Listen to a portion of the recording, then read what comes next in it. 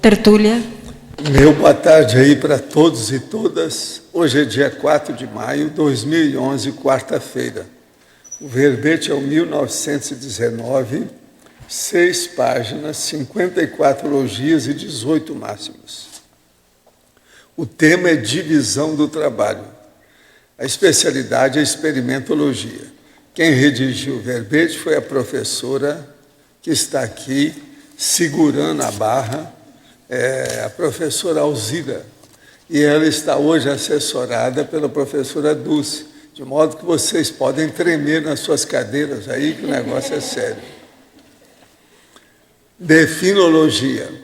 A divisão do trabalho é o ato, o modo, a forma, o método, o sistema, a técnica de atribuir, dispor, deliberar autofunções e tarefas ou processo de organizar o trabalho específico de consciência ou grupos de consciências de acordo com o perfil pessoal, no contexto social e interpessoal, segundo prioritariamente os princípios e valores cosmoéticos, objetivando a execução da programação existencial, individual e grupal. O holopensene pessoal e grupal da interassistencialidade. A atribuição de competência, a descentralização das decisões, a intencionalidade interassistencial na divisão do trabalho, o ato lustro de destinar atividades proexistas às consciências intermissivistas, a divisão do trabalho em função da ficha evolutiva pessoal, o trabalho sinérgico de integração, interação, intercooperação, interseção, intercompreensão, complementação e convergência na tarefa do esclarecimento das instituições conscienciocêntricas, os colégios democráticos e cosmoéticos das ICs, as inspirações extrafísicas do amparo de função na distribuição do trabalho. Eu li apenas uma parte do texto da fatologia. Agora, na tabelologia, nós temos 25 coteiros da divisão do trabalho, capaz de expandir o entendimento entre a visão multifocal, traforista, e a visão monofocal, reducionista. Na remissiologia, em 15 itens, nós destacamos alternância de tarefas, compatibilidade, automotivação, trabalho, escolha evolutiva, paraestação de trabalho e rotina útil. Fase enfática. A divisão do trabalho é o conjunto de unidades interrelacionáveis no qual o líder delega funções e tarefas conexas com as aptidões pessoais e a eficácia interassistencial dos liderados. Essa frase enfática parece, viu, Rosa, que está perfeita. Essa você não tem nada para reclamar. Você está consciente quanto à função, tarefa ou papel social dos liderados? Você já executa a divisão evolutiva do trabalho? A bibliografia tem 8 fontes bibliográficas. Questões. Encontro-me no 6º mês de TENEPS. Passado curto período de acalmia, a pressão voltou muito mais forte do que no início e tem causado repercussões em alguns setores de minha vida. Tenho feito esforço para assegurar a situação, mais do que o que tem acontecido é que o assédio aborda pessoas próximas a mim e que no final acaba me afetando. Não estou aguentando. Estou sabendo reconhecer quando o assédio atua, mas não estou conseguindo resolver. Nesse caso, quais pontos posso levantar para começar a promover a reciclagem e obter mais lucidez? Seria bom você anotar as coisas que tem do ponto de vista das causas que estão ocorrendo, os fatos, e procurar pensar nos outros, ajudar os outros. Com a interassistencialidade, você pode promover uma condição que supera o processo do assédio. Junto com isso, é o estado vibracional. Né? Olha o estado vibracional antes, durante e depois de qualquer manifestação sua mudando de lugar. Sinto sensações, às vezes, de angústia ou sufoco. Fico em casa pela manhã e uma parte da tarde. Depois realizo atividade física e faço faculdade. A sensação de sufoco pode estar relacionada à energia se fechar quando fico muito tempo dentro de casa. Que atividade seria mais adequada para realizar de manhã? Você tem que examinar o seu processo, se tem alguma tendência para hiperatividade, que está frustra, que está coarquitada, que está, assim, limitada pelas circunstâncias. Então, com isso, é bom fazer exercício, sim, sempre vai ajudar. Agora, junto com isso, é estado vibracional. Olha o estado vibracional. As conversas entre jovens que envolvem assuntos ligados a casas com espírito denso e filmes de horror podem fazer alguma conexão ou até mesmo atraídos? É lógico, né? Of course, sure. Há muito tempo que estou estudando a Conscienciologia. Estou firme, porém, meu filho vai fazer primeira comunhão e minha mulher já me intimou a ir com ela. Está lendo o livro Nossa Evolução, que dei para ela, mas está muito devagar. Não estou forçando a barra para não dar conflito. Que faço? Cedo para não magoar o menino que tem 12 anos e me posiciono com mais ênfase em outra ocasião? Yes, indeed, of course. É por aí. Né? Comecei a TENEPS há menos de um mês. Na maioria desses 30 dias não senti a semi-possessão benigna, mesmo me mantendo lúcido e muito relaxado. Vale lembrar que não tive nenhuma ressaca energética. É normal não ocorrer nada na TENEPS quem é iniciante? Quais as causas mais comuns para esse fato? Você é casca grossa? Do ponto de vista parapsíquico, se for, está explicado tudo. Às vezes, essa é uma das causas mais comuns. Em relação ao registro diário da TENEPS, penso que é para ser dado um tratamento sigiloso e que só diz respeito ao tenepsista e amparador. Ou pode-se abrir esses registros para fazer estudo de grupo junto com outro grupo? Não pode, não. Se você abrir os registros, você está no buraco. Uma semana todo mundo vai ficar assediado. Ainda tenho dúvidas a respeito de alguma eventual publicação das vivências. Qual seria a melhor forma de elaborar esses dados? É jamais colocando outra pessoa no lugar. Olha bem isso. Põe o seu amparador só, mais nada. Hoje é o meu 13º dia de TENEPS. Você está engatinhando. Você está no andador. Vai com calma. Isso é assim mesmo. Considerando a Aung San Suu Kyi, é necessário o desenvolvimento do parapsiquismo para chegar à desperticidade. A Aung Suu, não sei o que é isso lá, mas deixa para lá. Olha, para chegar à desperticidade, já escrevi muito sobre esse assunto. Olha bem a enciclopédia da Conscienciologia, que você tem todos os dados do processo para onde a gente chega lá. Analisando a população média da Terra, qual o trafar principal que deve ser eliminado para se atingir esse estágio evolutivo? O trafar que falta é a antifraternidade. Se colocar fraternidade nisso, vai melhorar tudo. Você está pedindo um, eu estou dando. Né? Mas isso é ainda muito teórico falar, assim, não adianta muito.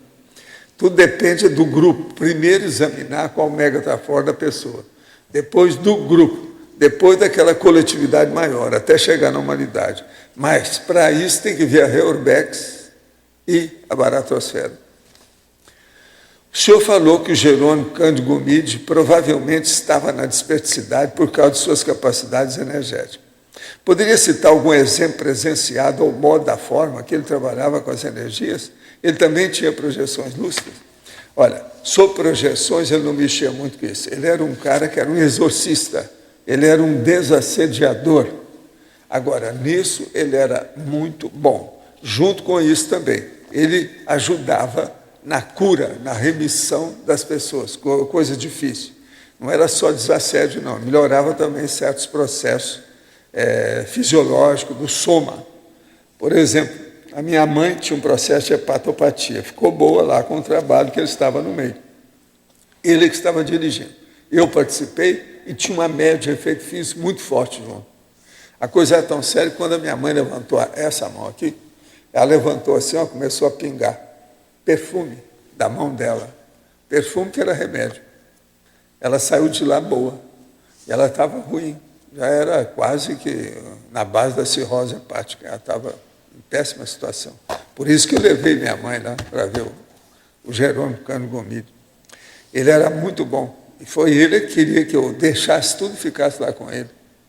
Naquela ocasião, eu tinha acho que 17 anos, 16 anos, por aí. Era menino. Eu peguei o trem em Monte Carmelo e levei. Fui até lá, a gente passou em Pires do Rio, etc. Gente, eu quero dizer para vocês isso aqui, ó. Gênese. É uma peça teatral. Escola de Artes e Companhia Vida e Sonho. Gênese. Dia 7 e 8. Dia 7 é daqui 3 dias. Ingresso antecipado na sala 9 do Boulevard. Aqui tem os dados todos sobre a peça, como é que é. É da Escola de Atores e Companhia, fundada pela Evelyn Magueta, formada em artes cênicas na ECA da USP. Agora, está aqui um monte de dados para vocês verem. Aqueles que quiserem. Que não quisesse, alguém, a hora que subir, você pede para deixar isso lá em cima para a turma ver o que é. Para saber se vão aparecer lá no Boulevard. Vale a pena. Agora, eu estou atrás aqui do nosso amigo lá do Cineclube para oferecer para ele, para mostrar esse filme para a turma, para aqueles interessados, os cinéfilos. Chama A Partida. Vale a pena ver isso aqui. É um filme japonês, mas é um dos melhores que eu já vi, vindo do Japão, esse filme. Esse filme é terrível, de bem feito. Agora, a Graça gostou tanto do filme que colocou aqui um cartão dela por dentro para voltar, que tem que ter o VV. 4 vezes. Vai, volta, vapt-vupt. De modo que eu vou deixar aqui para entregar para o nosso amigo que não está aí, né? Professor? Não tem ninguém que trabalha com ele aqui? Eu assisti esse filme é fora de série. Pois é. Você deixa. Então tá. Lá eles entregam, né? O filme é fora de série. Você viu o filme, você também gostou, né? Pois é. Vale a pena ver. Esse aí a gente aprende alguma coisa, sabe? Com os japoneses. Agora, gente, eu entrego vocês à professora aqui, entende? À vontade de vocês. Quem é que vai conversar com a Alzira agora? Hoje tem até a Mi que está de olho aí na história, então você já viu. Ela vai espetar você daqui a pouco com alguma coisa.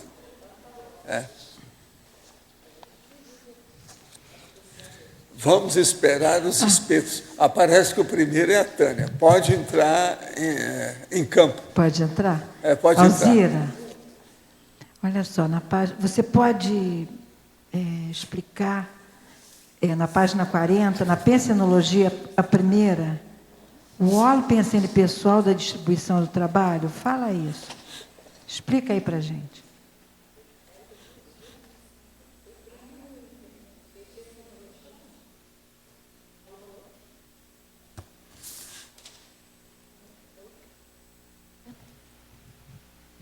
Oi?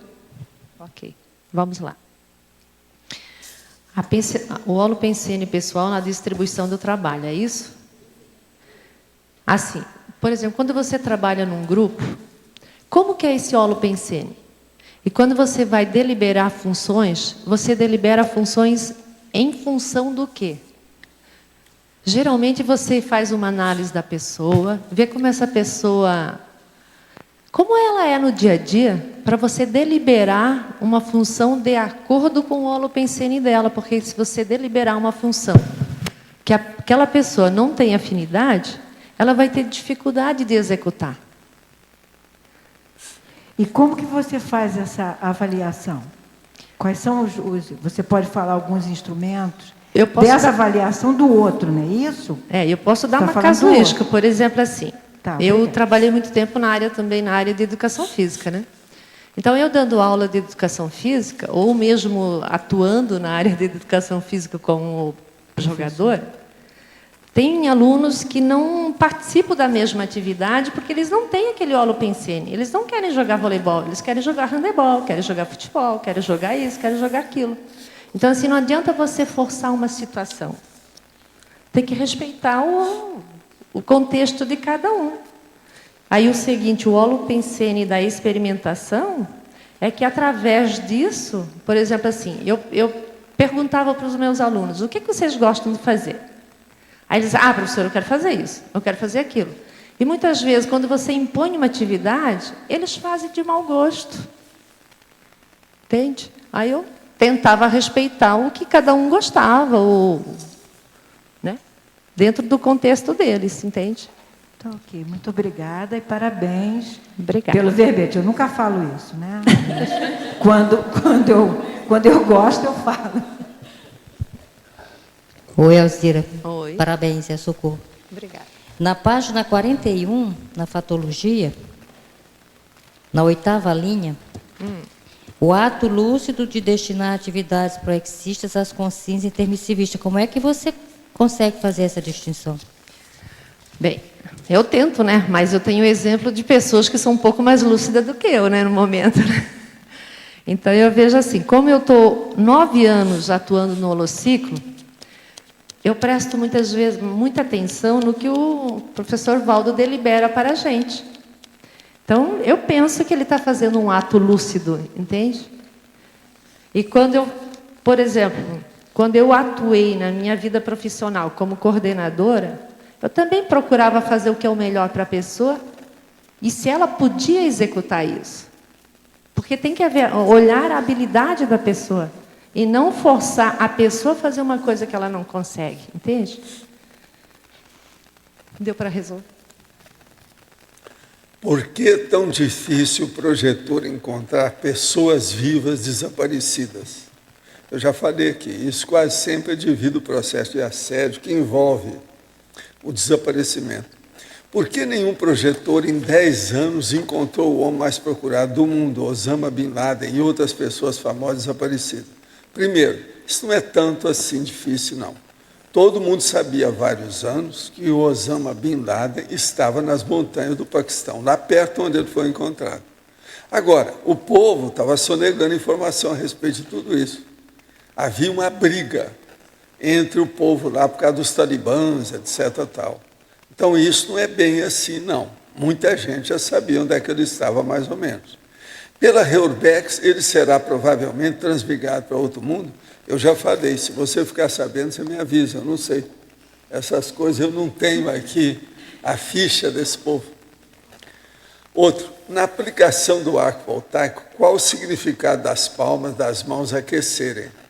Isso mostra que a pessoa está trabalhando com energia grossa e ela está desenvolvendo o processo de parapsiquismo. Pode chegar um ponto que ela vai sentir frio e as mãos vão ficar geladas. Isso faz parte também do serviço. Tudo depende do desenvolvimento do parapsiquismo da pessoa. Agora, quando as suas mãos esfriarem muito, você passa uma mão na outra assim, e pensa no processo de energia, que geralmente você vai esquentar tudo. Alzira, aqui no ar. Na fatologia, página 41, na 9ª linha, a divisão do trabalho em função da ficha evolutiva pessoal. Tu pode expandir isso aí para a gente? Bem, vamos ver lá, né? Por que eu coloquei isso? Porque, assim, quando você faz uma análise da pessoa, você vê a pessoa no teu contexto, no teu trabalho. Por exemplo, você está num trabalho de grupo, né? Vou dar um exemplo meu, né? Por exemplo, a gente está lá no holociclo. Nós estamos 9 anos dentro do holociclo. Então, eu vejo assim que a coordenação do holociclo, geralmente, ela distribui essa função, a nossa função lá dentro, em função da nossa ficha também, em função do que eu consigo fazer, do que eu posso ajudar, o que eu posso contribuir, onde que eu posso otimizar as minhas funções também e as minhas reciclagens. Então, assim, a sua ficha vai reverberar nisso, né? Porque você tem que ter trafores, tem que ter talento para estar desenvolvendo ou desempenhando aquela função. Mais uma, Alzira, na parafatologia, na 4ª linha, a paraestação de trabalho, você tem alguma experiência, alguma informação para a gente aí sobre isso? Eu vejo assim, quando a gente está trabalhando num trabalho que você está bem conectado com a equipe extrafísica de amparadores, eu vejo que a gente tem muito insights.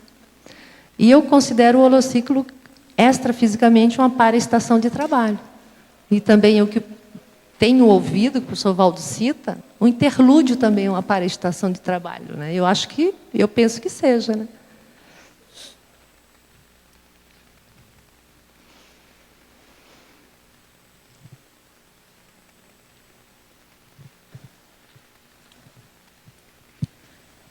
Alzira, aqui no BNEIDA. Tá, pode perguntar. Aqui na parapatologia, bem no finalzinho da segunda linha, você colocou o ato de partilhar tarefas essenciais. Como está na parapatologia, eu te pergunto se não seria o caso, né? O ato de partilhar para tarefas essenciais. Sugestão, não sei se tu concorda. Pois é. Mas, assim, por exemplo, geralmente, eu acho que pode estar na fatologia também, mas por isso você está sugerindo colocar para tarefas? Eu pensei, como tu colocou na parapatologia, ele ficaria bem na patologia, né? Eu acho que fica mais adequado na fatologia, né? Mas aí, para ficar nesse item, na parapatologia, na seção... É porque, assim, o ato de partilhar tarefas assistenciais... Essenciais. Essenciais... ela vai reverberar, queira ou não queira, extrafisicamente, né? Então, assim, a hora que você delibera, que você compartilha e você partilha funções essenciais, você também está fazendo extrafisicamente. Eu acho que os amparadores também atuam junto, né? Então, assim, a conexão que existe do intrafísico com o extrafísico tem aqui a questão do amparo de função. Não, eu concordo contigo, só que qualquer uma dos outros itens que estão na patologia também se incluiriam no mesmo aspecto que você está colocando, né?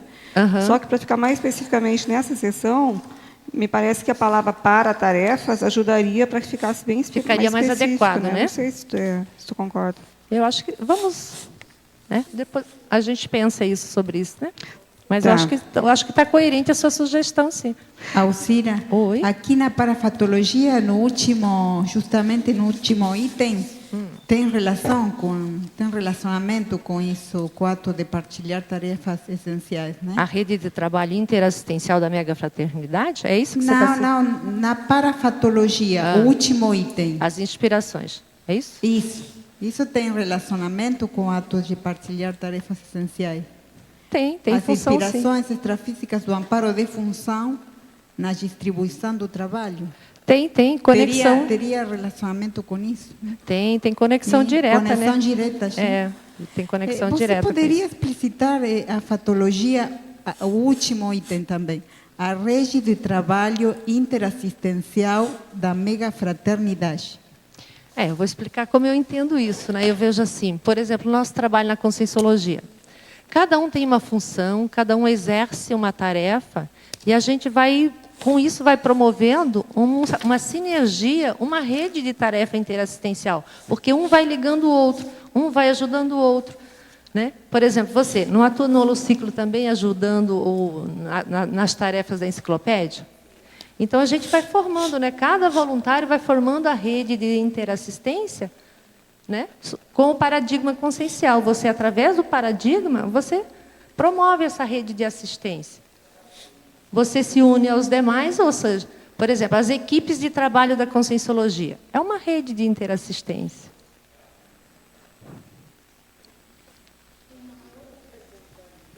Patologia. O abarroamento interconsciencial. Poderia esclarecer? 1, 2, 3, 4, 5, 6. Sétima linha. O abarroamento, é isso? Interconsciencial? Sim, abarroamento. Isso. Então eu vejo assim, como é que essa relação... Isso, a sétima linha. Como que é a relação de pessoa entre pessoa? Você com as outras pessoas, você com as demais pessoas. Ou seja, as consciências entre si. Como é esse relacionamento? Como é que é esse embate entre as pessoas? Essa relação que existe entre as pessoas e entre as consciências. É nesse sentido. Como que cada um age, como cada um funciona, como cada um se manifesta com as demais pessoas. Nada. Alzira. Oi. Aqui no ar. Pode falar. Poderia, por favor, na página 42, no na trinomiologia, dar maior esclarecimento aqui, porque a gente conhece só o colarinho branco, que é o colarinho azul e o colarinho marrom. Tá aqui. O colarinho azul, ele significa assim que são os operários, a classe mais, digamos assim, mais que faz os trabalhos mais operários, mais físico mesmo, né? É uma terminologia que a gente acha, se você colocar no Google, você botar lá colarinho branco, aparece todas, tá? E o colarinho marrom tem a ver com os supervisores, são aqueles que superientam, né, supervisionam todas as obras, as situações. E o colarinho branco, geralmente, são aqueles que a gente diz assim que trabalham em escritório, que não utilizam muito o esforço físico, mas mais a parte intelectual, mais a parte burocrática da situação. É engraçado que não concorda, então, com o jornalismo marrom, que é o mais sujo, não tem né? nada a ver, não. E o azul seria o mais limpo. Não, essa é uma linguagem da sociologia, né? Que se você colocar no Google, colarinho branco, já aparecem várias coisas, várias especificações. Alzira, aqui é exemplologia, na página 43. Exemplo? Vamos lá. A última, mega divisão de trabalho. Você poderia aprofundar e ampliar? Eu vou explicar os três aqui, no sentido assim, porque aqui eu peguei o exemplo pessoal meu, né? Digamos assim, hoje eu estou aqui, num paper pessoal, né? Certo. Então, essa tarefa é minha, exige o meu esforço, o meu talento, as minhas situações. Mas alguém deliberou essa tarefa para mim, entende? Então, é uma mini divisão de tarefa. E no último lá, eu coloquei como exemplo aqui o orientador evolutivo, por quê? No contexto da conscienciologia, o que é nos passado, é que a gente, antes de ressomar, a gente faz uma visita técnica, né, com o orientador evolutivo. Então, como é que é essa planificação da PROEX? É uma deliberação, ele está deliberando uma função intermissiva para a gente executar aqui no intrafísico. Então, eu fiz um crescendo do orientador evolutivo, de uma consciência, digamos, desperta, e nós aqui. Então, seria na condição da Max Proex, então? Isso, da Max Proex. Oi? Aqui na página 41, na teoriologia, a teoria da amortização dos endividamentos das interprisões grupocármicas. Como você relacionou a divisão do trabalho e como que você acha que isso faz essa amortização? Olha, eu vou dar exemplo meu, né? Digamos assim, eu nasci numa família já numerosa. Eu fui a 6ª filha. Então, lá dentro, eu já comecei meu trabalho. Eu era responsável pelos meus irmãos mais novos. Queira ou não queira, eu já estava exercendo uma tarefa lá. Eu saí de casa, passo no vestibular, faço a primeira faculdade. Eu já fui para uma outra tarefa.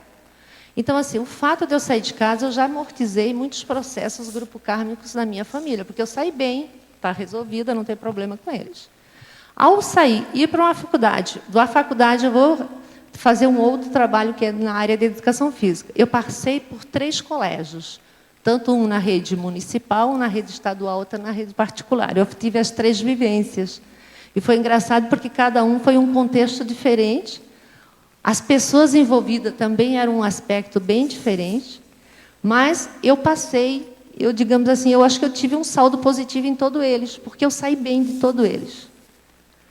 Aí, depois eu fui para a área da fisioterapia, fui atuar na área de saúde. Então, se eu saio mais da área do que eu estava no esforço físico, mais o corpo físico, e vou mais para uma área de saúde, eu já começo a ter um momento diferente de assistência, a forma de assistir já é diferente. Então, também já trabalhei na área de fisioterapia e o contexto é diferente. Então, assim, eu percebi que houve um crescendo nessas minhas atividades. E depois da área de fisioterapia, eu cheguei aqui no CAEC, né? Então, é outro trabalho diferenciado. Então, assim, tem um crescendo desde o Grupo Karma até o trabalho de hoje. E houve uma amortização, houve uma, digamos assim, uma situação que você saiu bem, saiu tranquila de todas elas. E hoje estou tentando desenvolver o meu melhor papel aqui, né? Então, é um crescendo. seu verbete está impressionante. Até a Fabiana fez pergunta sobre ele.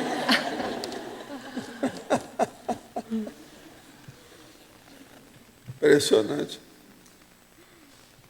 Quem é que está com o microfone? Pode falar.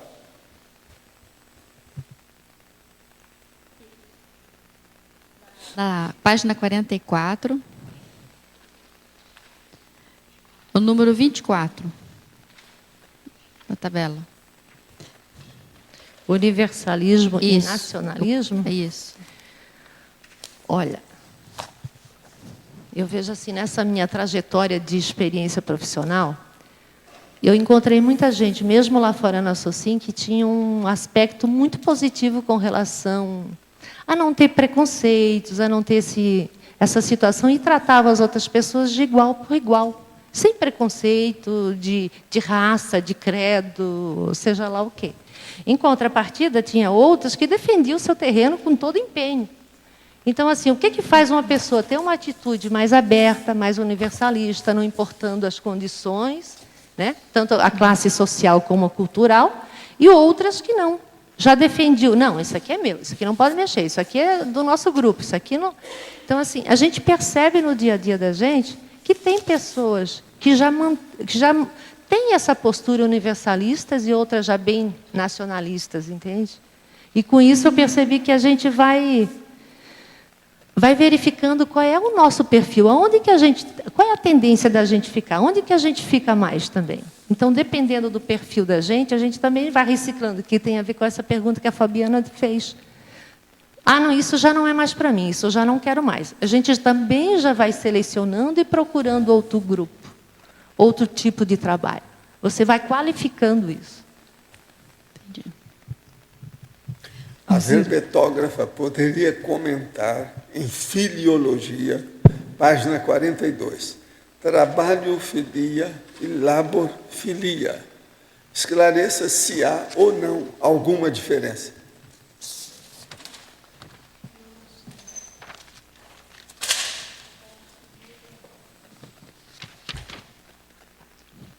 Já peguei. Trabalho-filia, né?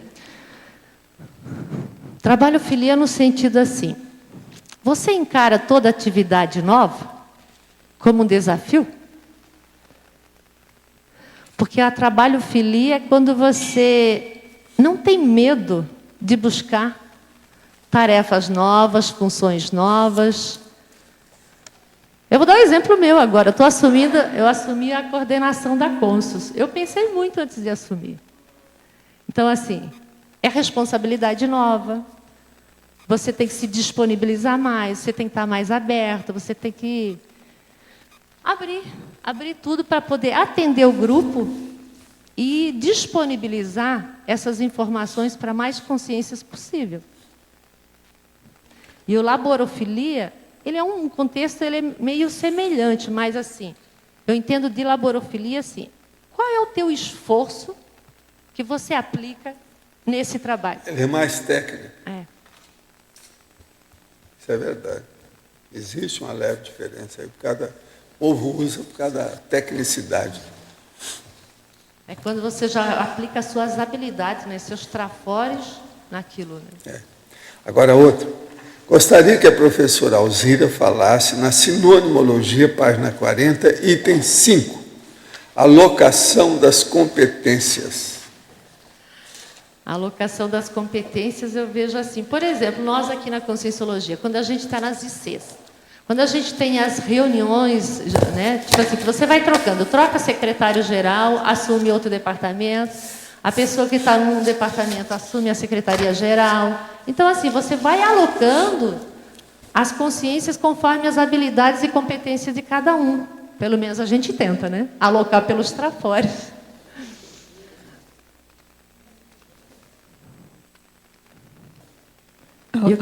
Alzira? Oi? Oi, aqui. Na tabela, né, no item 19, você compara, né, a visão monofocal, que acaba fazendo uma divisão de trabalho com a interprisão grupo kármica, né, presente. E a visão multifocal, em que você vai ver essa mesma condição como uma oportunidade evolutiva.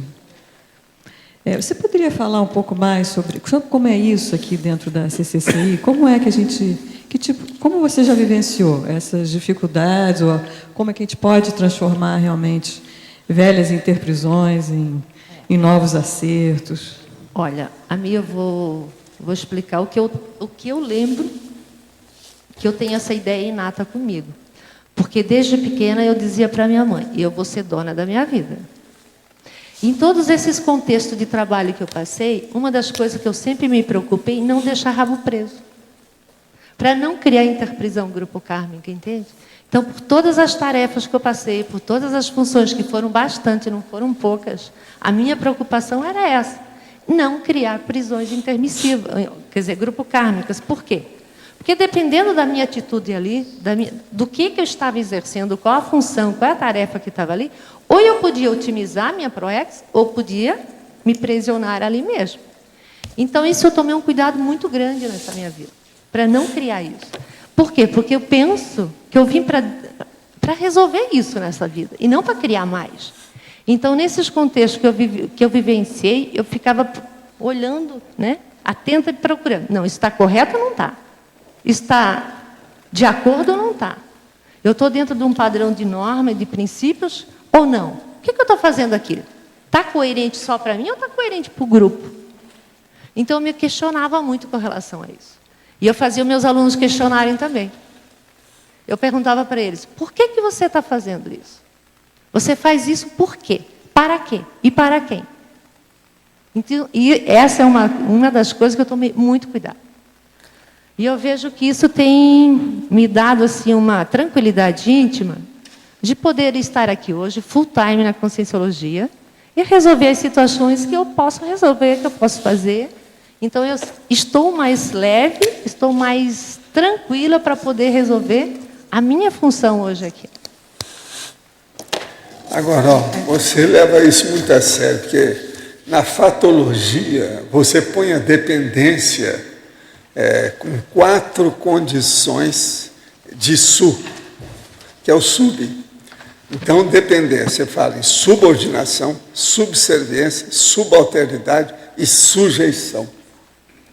Isso mostra que você quer mesmo, você combate o processo violentamente. Lembra de uma pergunta? É um verdadeiro polinômio, você está entendendo? De evitação. Lembra uma pergunta que eu fiz para o senhor aqui? Como que são os nossos débitos do passado? E você me respondeu que, para mim, para nós, no caso, como a gente tem uma descendência mais germânica, né? A situação tem mais a ver com os engenhos, né, de açúcar, engenho não sei do que, as situações todas, né? E o meu avô tinha um engenho de açúcar, né? Aí, naquele dia, eu parei para analisar. Eu falei assim, o que o meu avô, o que eu tenho a ver com meu pai e com meu avô? Só que eu saí dessa fazenda quando eu tinha 9 meses de idade. E aos 9 meses de idade, eu tive o meu primeiro acidente. Eu caí fora do carro, minha mãe foi me buscar lá embaixo. Então, assim, eu fui... Aquele verbete que o Djalma apresentou, o inventariograma, a gente tem feito isso na Consul. E eu fiz isso. O Djalma está aí, de olho. Então, eu escrevi toda a ressomaticidade lá. Então, eu fui pesquisar a minha biografia, a minha autobiografia, quais as minhas relações com meu pai, com meus avós, nesse contexto aqui. Aí eu falei assim, se aos 9 meses, que eu nem sabia o que estava acontecendo, eu já tive meu primeiro acidente, calma aí, vamos ver, vamos buscar de perto. Toda lemoa devia de fazer isso. Agora, uma coisa também interessante é que você cita aqui a mesa do holociclo. Isso, a mega mesa. Agora, veja, isso é divididas para estações de trabalho ou estações de trabalho. Lá tem 20 estações de trabalho. Está tudo certo. Isso aí foi muito boa observação dela. Raramente o povo fala na mega mesa. A mega mesa, gente, tem 21 metros e 10 centímetros de comprimento. Ok, a Alcira Adélio aqui atrás. Você comenta bastante aqui a questão de gestão, basicamente, né? Você também ser um gestor de atividade, gestor de trabalho, né? Nas empresas a gente observa a necessidade da democracia na decisão em muitas coisas e outras vezes não. Uma decisão mais, não sei, preemptória, mas no sentido de uma decisão mais centralizada muitas vezes, né? Eu queria ver com você, dentro da CCCI hoje, se você já nota essa divisão do trabalho, essa competência maior na divisão do trabalho e nos talentos, na ocupação dos talentos dos voluntários, assim, até nas próprias ICs. Como é que você está percebendo essa divisão do trabalho e também o trabalho das ICs na CCCI? Né? Aí eu vejo que está um movimento muito positivo. Tanto que eu percebo que as ICs, muitas das ICs já trocaram, né, os primeiros secretariados, já houve alocação de talentos. E, por exemplo, nesse final de semana eu participei do segundo Summit de Comunicação da CCCI, que era a coisa que estava mais emperrada aqui na CCCI. E foi muito positivo. Então, saiu muitos resultados positivos, os voluntários já estão bem mais tranquilos, já não tem mais aquela questão da imposição. Eu vejo que os voluntários já estão buscando as suas especialidades. Quem já encontrou a sua especialidade, já está tranquilo para fazer. Agora, quem não encontrou sua especialidade e não encontrou, de fato, o seu trafor para atuar dentro da especialidade, ele fica um pouco perdido. Mas aí é a questão do voluntário. Mas a questão de gestão está muito mais positiva já. Já tem um abertismo maior, as pessoas já estão se posicionando, já estão falando, que antes já era um pouco complicado isso, né? Porque acho que quando nós conseguimos ter maturidade grupal, a gente consegue distribuir mais esse trabalho e aproveitar o máximo de cada voluntário. Né? Nós temos aí hoje mais de 500 pessoas em Foz e nem todos chegaram aqui para ajudar nesse trabalho. Acho que quanto mais competência interna, quem estiver, né, conseguir colocar nesse nível de maturidade grupal, o pessoal vai chegar também para o trabalho. Né? Mas eu vejo, por exemplo, assim, que a maior dificuldade dos voluntários é eles encontrarem os trafores deles e assumir o trafor. Porque na hora que você assume o seu trafor, você encontra a sua especialidade. Tanto que eu criei um curso na Cons sobre os trafores. É a Cons em Trafor. Para poder ajudar e direcionar as pessoas ainda que têm dificuldade de encontrar o seu nível de, digamos assim, de consciencialidade que tem a ver com o seu trafor. E o trafor tem a ver com a ProEx, tem a ver com o curso intermissivo, tem a ver com tudo que nós estamos fazendo aqui, que é a Max ProEx grupal. Se uma pessoa que deveria estar aqui não chega, o objetivo é a gente ajudar essa pessoa a chegar, né? Só uma última questão, quando relação aos colegiados, você comenta que na fatologia, os colegiados democráticos e cosmoéticos das ICs. Né? A gente percebe que no colegiado, essa divisão do trabalho ela parece ser mais otimizada, porque o grupo mesmo se divide em termos de atividades e consegue gerir melhor o recurso grupal, né? E as atividades grupais também. Né? Eu percebo que sim, né? Porque na hora que a pessoa entende o que é a democracia, ela começa a participar mais ativamente da democracia. Enquanto nós tivermos dificuldade de entender e vivenciar a democracia, a gente não chega lá. Então, é a questão de vivência, pelo menos é o que eu percebo, né? Alcira. Oi. Aqui no ar. Você falou que sempre tentou nesta vida sair de todos os grupos interprisão grupo kármica. Então, eu gostaria, se você pudesse me ampliar, o trinômio na página 42, na trinomiologia, na quinta linha, no final, o trinômio precarização, prevarização e interprisão grupokármica. Esse aqui, né? Trinômio. Precarização, prevaricação e interprisão grupokármica, né? Sim. A precarização é tipo assim, a pessoa que está num ambiente de trabalho, mas um ambiente de trabalho muito precário, tanto de condições para ela trabalhar e todo o grupo, fica complicado ela sair bem de uma situação dessa. Porque ela vai ter que ajustar, vai ter que trabalhar, não vai ter que entrar no processo da autovitimização, botar a culpa tudo nos outros, entende? Mas ela tem que entender que aquele trabalho está todo mundo numa situação mais precária ou só é ela que está numa situação precária? Então, assim, qual é o nível de entendimento que ela tem ali? E a prevaricação é quando complica mais ainda isso aqui, né? A pessoa acaba criando uma interprisão grupokármica para ela no próprio trabalho. Em vez dela facilitar o trabalho, ela dificulta. Porque, assim, quando ela dificulta, quais são os atos ilegais que ela está fazendo nesse trabalho? Que deveriam ser os atos lícitos e cosmoéticos, ela prioriza os atos ilegais. Então, ela cria uma própria interprisão grupo kármica com essas atitudes dela, com essa manifestação dela. Agora, se ela não está lúcida, ela cria. Agora, vai depender mais do nível de lucidez das pessoas dentro desses contextos. Então, você sempre esteve lúcida disso aqui, em toda a tua vida, para não sair dessas interpretações? Olha, assim, o percentual de lucidez varia muito, mas eu percebo que eu sempre tomei muito cuidado nisso, para que eu não criasse essa dependência. Tanto que, quando eu saí de casa, eu fiz o vestibular, passei vestibular, fui fazer a faculdade. Então, assim, eu saí de maneira tranquila de casa. E nos outros trabalhos também. Então, assim, o nível de lucidez vai depender do nível de lucidez e do nível de cosmoética da pessoa. Porque se a pessoa tem lucidez, mas não tem cosmoética, não vai resolver. Então, ela tem que ter lucidez e tem que ter cosmoética, que ela não quer criar prisão grupocármica, mas sim, ela quer se libertar disso. Obrigada. Nada.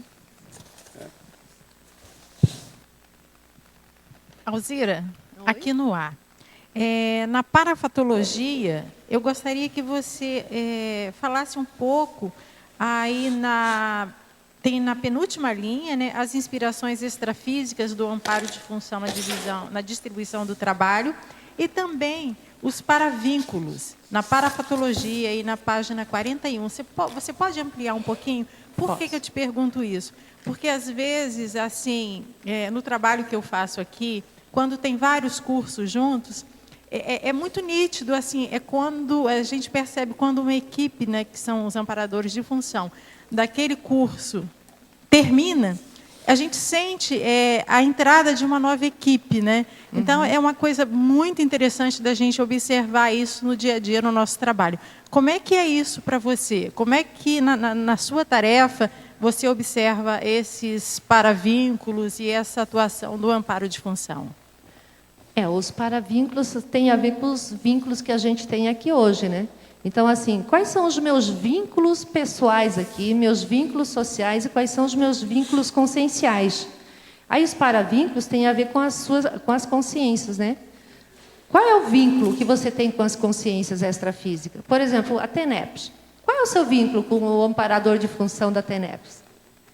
Né? E os cursos, por exemplo, quando você está atuando como docente nos cursos de conscienciologia, como que são esses vínculos seus com a equipe extrafísica? E a outra questão, assim, as inspirações extrafísicas no amparo de função, na distribuição da tarefa, quando a gente está numa função né, você está na frente de um trabalho, você tem um amparo de função especializado para aquilo. Então, assim, o quanto eu tenho neutralidade ou tenho cosmoética, de fato, para deliberar essas funções com aquilo que tive orientação para isso. E não fazer, digamos assim, um joguinho, ou seja lá o quê, ou priorizar alguém em prol de outro. Mas o quanto você tem cosmoética para respeitar essas inspirações do amparo de função. Porque cada um tem uma função específica.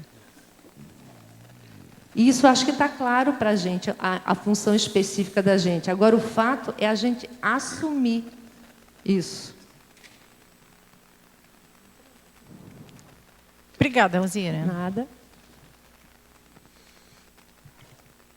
Alzira, aqui no ar, na página 41, em tecnologia, as técnicas paradiplomáticas, né? Então, eu noto aí pela experiência que hoje já, mesmo no trabalho, nas grandes corporações, a diplomacia não é muito usada não, é coisa imposta, né? Sim. E quem usa a diplomacia já é bem sucedido. E quem usa a paradiplomacia ainda, né, pela experiência, certamente é uma pessoa que vai ser muito bem sucedida, né? Então eu ia ver com você aí, que você poderia comentar mais sobre isso, sua experiência na questão da paradiplomacia no ambiente de trabalho, e que é, de fato, notado pelas pessoas como muito diferente da conduta normal nesses ambientes, né? Olha, eu coloquei aqui no sentido assim, por exemplo, assim, você que está atuando... Posso pegar você como exemplo? Você atuando atualmente no front da batalha dos amigos da enciclopédia. Para você atuar nesse front da batalha, você não tem que ter uma paradiplomacia? Claro. Você está entendendo? Então, assim, a gente se preocupa de fato como a gente vai abordar os outros, como você vai abordar as outras consciências, ou a gente vai nos trancos e barrancos e faz essa abordagem? Então, eu vejo assim, o fato de a gente se preocupar como passar informação para os outros vai repercutir de uma forma muito positiva nessas relações. É isso que eu entendo, assim, o fato de você se preocupar em passar a melhor abordagem, a forma mais coerente, mais cosmoética, para que o outro possa entender aquilo que você está querendo passar. O que o amparador faz conosco? Ele não tenta de todos os jeitos entrar em contato com a gente. Agora, a gente se disponibiliza para, de fato, captar essas informações. Claro. Então, assim, eu vejo muito a preocupação com relação de como fazer essas abordagens. Pela minha experiência, o que eu noto que dá muito resultado, muito positivo, que no ambiente de trabalho é um ambiente muito competitivo e tem muito conflito, né? Então, a gente tem que permanentemente estar administrando esse conflito, negociando. Então, a paradiplomacia, ela é um diferencial. Quem, de fato, começa a entender isso, perceber, trabalha de uma forma diferente. E aí entra a cosmoética, né? E que é muito, muito bom. Pela minha experiência pessoal, com grandes corporações, trabalhar com muita gente, isso, de fato, é um diferencial. Porque, por exemplo, nós aqui na Conscienciologia, muitas vezes nas ICs que a gente atua, não quer dizer que a gente está 100% em relação aos demais voluntários, entende? Geralmente aparece uma situação, um conflito, alguma situação assim. Como eu vou atuar nessa situação para resolver isso? Então, assim, a gente atua tanto no amparo, né? Se você está a fim de resolver essa situação, quais são as características, quais são os fatores que eu devo fazer para resolver isso? Como atuar nisso? Por exemplo, eu tenho que atuar como um tipo de amparador? Sem dúvida. Só uma sugestão, Alzira, na estrangeirismologia, se você acha interessante colocar o workflow. Você anota para mim? Ótimo, obrigada.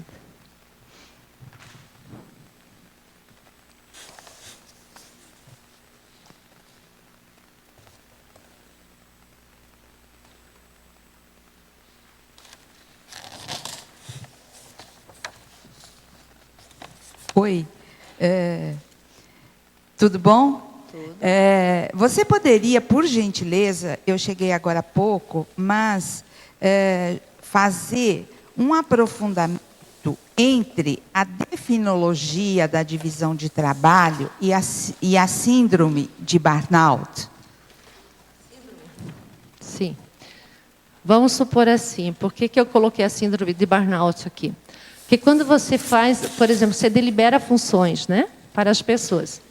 Mas essa função, ela é muito repetitiva, você pode causar dano a essas pessoas. Por exemplo, a LER é uma situação de um trabalho que ela é provocada em função do trabalho.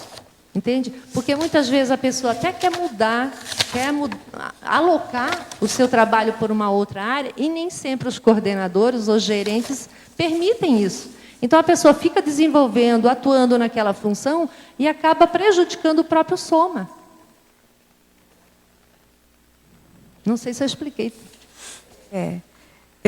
Eu gostaria, não sei se você ou outra pessoa, eu sei que quem estuda muito isso é o Eduardo, ou mesmo o professor Valdo, fazer um aprofundamento nesse sentido, assim.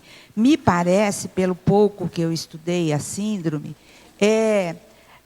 não só a repetição daquilo que se faz, mas também é uma questão da pessoa não ter um aprofundamento mental somático, e isso é que vai refletir na síndrome de burnout. Estou correta, professor Valdo? Mas olha só, posso só continuar? Por exemplo, Luci, na nossa experiência como docente, como professoras, você percebe que nas áreas, tanto na área municipal e estadual, onde o professor atua muito tempo dentro de sala de aula, e não desassimila o processo das energias, correto, ele acaba desenvolvendo essa síndrome. O percentual hoje em dia está muito grande. Sim. E eles não conseguem se realocar. Então, acabam ficando, né, distante da sala de aula, fico em licença. Então, é complicada essa situação. Sim, correto. Tá. Se alguém puder aí fazer um alongamento maior, por exemplo, daquilo que a gente estuda na conscienciologia e aquilo que reflete, vamos chamar assim, multidimensionalmente, nesta doença. Vem aí. Olha, sobre isso aí, o que eu poderia falar é o seguinte: a gente deve fazer aquilo que a gente gosta. A partir desse princípio, as pessoas fazem aquilo que ela gosta. Se ela está numa coisa forçada, eu mesmo falo, a pessoa é bom ir, ficar 6 meses morando debaixo do viaduto, passa aperto durante 6 meses e vai melhorar para o resto da vida. Eu acho que esse processo de burnout, o problema é pessoal antes de tudo. Consciencial. Não é do holopensene, é da pessoa que não está adaptada àquilo que ela gosta. Agora veja, se ela deixou a coisa caminhar, a culpa é dela. Se ela chegou a um processo que está implodindo dentro da situação, o problema é dela. Então, o que eu vejo é o seguinte: nós nos adaptamos aos holopensenes de acordo com aquilo que a gente quer. É a nossa intenção, a nossa determinação, a vontade, a nossa deliberação. De modo que, quando ocorre isso de burnout, não é o povo, como é muita gente, eles colocam tudo e jogam no ambiente. Que é a solução que eles arranjam na hora. Mas o processo, antes de mais nada, é individual. A pessoa tem que ponderar muito isso. Se ela começou a fazer algumas manifestações de alguma coisa que ela não gosta, ela deve parar, deve mudar, antes que aquilo estoure tudo. É a hora que encheu, faltou aquela gota no copo, transbordou, estourou, implodiu. De modo que eu penso que nós precisamos de voltar essa regra básica da premissa, do princípio da pessoa fazer aquilo que ela gosta. O povo chega para mim e fala assim: eu não sei, Valdo, mas você tem muita paciência com essas coisas que você faz, esse detalhe. A hora que eu escrevo isso aqui, já teve gente que diz aqui assim: você gasta muito tempo para fazer uma coisa dessa? O povo não vê. Eu gosto de fazer isso.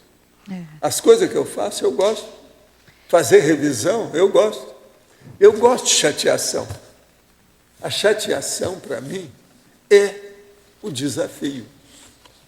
E eu achei interessante. Por exemplo, eu fui fazer a revisão aí da turma, os 20 verbetes. Já acabei, é lógico.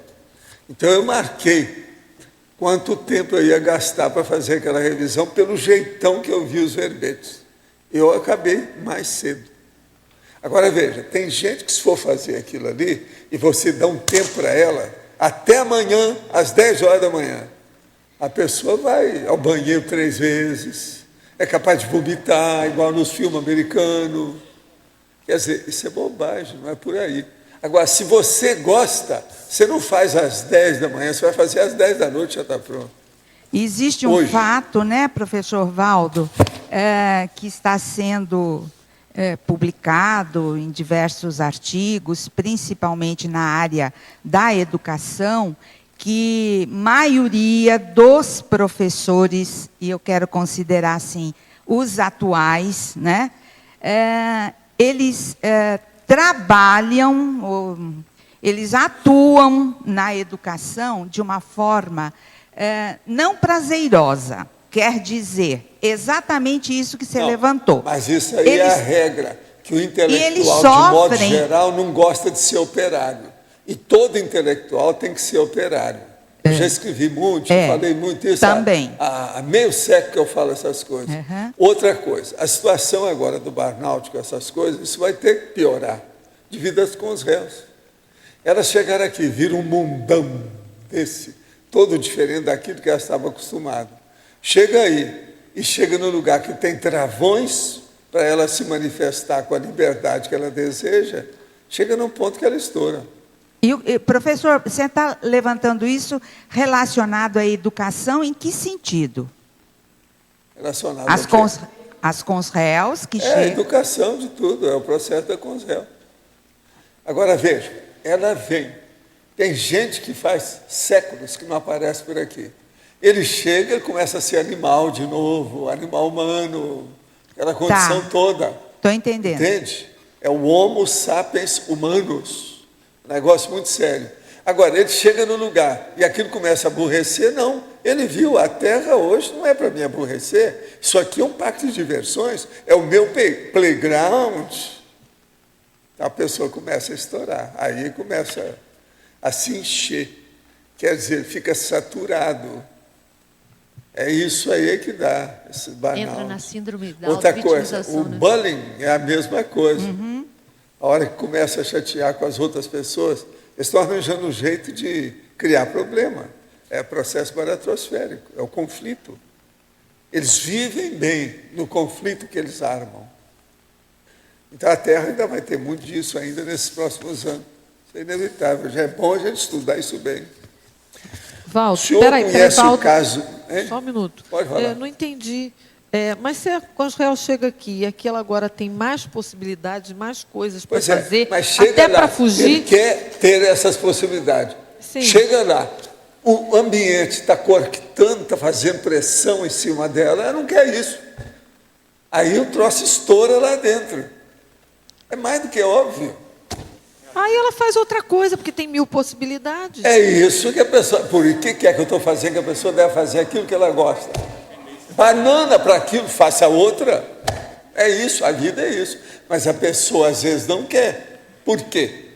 A menina está lá, o rapaz está lá, a pessoa que interessa está lá, o dinheiro que ela recebe está lá, é importante devido àquela aura social que ela criou perante os pares, estão lá, como é que ela vai deixar? Então aí vem o conflito, aquilo aumenta mais que a cúpula do tertuliário.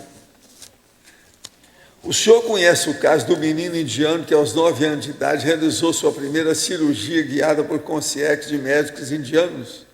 Ele tem grande capacidade intelectual e de discernimento, o que lhe rendeu uma bolsa integral de estudo na Universidade de Oxford em Medicina, após terminar seu colegial. Contudo, apesar da grande capacidade, o menino mostra déficit em raciocínio lógico e na área das humanas. Não consegue realizar assuntos primários, ao passo que expõe grandes ideias no campo da medicina. Por que ocorre isso? Seria devido ao renascermos e termos consecutivamente a mesma profissão em muitas vidas, fazendo com que em outros campos do saber venhamos a ficar com conhecimento relativamente reduzido? Sim, eu tenho uma explicação para isso há muito tempo, antiga. É a chamada monovisão intrafísica. A pessoa tem uma monovisão devido à super especialidade. Esse menino é super especialista dessas coisas todas, deve ter trabalhado só com isso. Ele não teve cosmovisão. E outra coisa, ele deve ser, ou pelo menos ter um início, de savante. Está na cara. Então ele é lacunado. A pessoa, quando é lacunada assim, está cheia de prodígios lacunados. O negócio da janela de Marco, pepino da ariola, que esse negócio todo que eu falei aqui um dia desse. Eu venho estudando esse negócio de superdotação fazem só 70 anos. Então, e outra coisa, não sei nada até agora, é muita coisa que a gente tem que estudar. Criaram essas novidades do savante, o René, aquelas coisas todas, esse negócio todo. Agora criaram as qualidades especiais, etc. tal. E é uma baboseira, mas a superdotação está aí. Agora, o que eu quero, por que é que eu sempre estudei superdotação? Por causa do serenão. Eu não sou besta. Quanto mais você entender de superdotação, mais você vai entender a serenologia. E como é que o serenão chegou lá e a gente não? Eu tenho engastalhado comigo, na minha para-garganta, o transmentor, a monja, Isso tudo está engastalhado aqui. Por que quer que eu chegar lá e eu não? Quer dizer, é uma vergonha para mim. Eu não tenho orgulho nenhum desse negócio. Pelo contrário, eu tenho vergonha.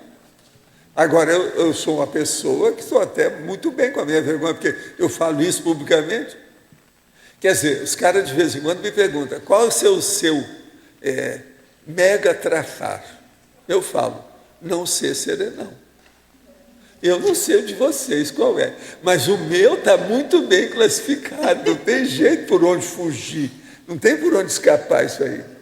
Faz parte do serviço, entende? Mas nesse caso aí, o que fazer esse menino? Quanto mais ele entrar para a medicina, é pior para ele? Ele está acostumado com aquilo, ele gosta daquilo, e ele se aperfeiçoou, se especializou. Então ele ficou dentro da caverninha dele, do buraco de anta. Está ali dentro, o buraco da topeira.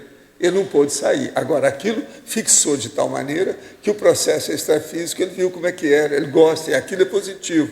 Então, o que é que vem? Ele chega, ele fica dominado pelo processo e não consegue sair para o universalismo, para o atacadismo consciencial. Ele está no varejismo, ele está no pequenininho, a monovisão. Por que é que eu falo? Nós aqui, por exemplo, a maioria aqui já tem versatilidade e polivalência. Nós somos consciências poliédricas ao máximo. Então, temos que ter essa cosmovisão para escapar desses avanços, dessas superdotações, dessas qualidades especiais, específicas, que a pessoa não consegue sair dela. É justamente isso. Então, você veja, essa criança está presa num trafor. Então, conclusão, é aquilo que eu já falei aqui. Há trafores que são escravizantes. Você, por exemplo, com o seu trafor de medicina, você é escravizante. De vez em quando eles estão atrás de você, você tem que sair fora de hora, no tapa. E outra coisa, quanto mais ele for fazer plantão, pior seria se estivesse na ambulância. Você já trabalhou com ambulância? Eu sei como é que é, o negócio não é fácil. Então, vocês estão entendendo bem? Agora, o menino, ele veio desde pequeno. Agora, ó meu caso é justamente um caso desse, mas eu não fiquei no savante e nem no varejismo. Com 3 anos eu comecei a ter rememoração, eu falei assim, eu preciso ter rememoração do melhor que existe. Aí, quando eu cheguei, existe serenão? Eu tenho que ter rememoração de serenão. Olha só a minha visão. Então, é uma visão, vamos dizer, poderosamente egóica. Mas veja, é uma evolução. Ela, por incrível que pareça, com todo esse egocentrismo, ela é positiva. Então, aí eu comecei a juntar as coisas.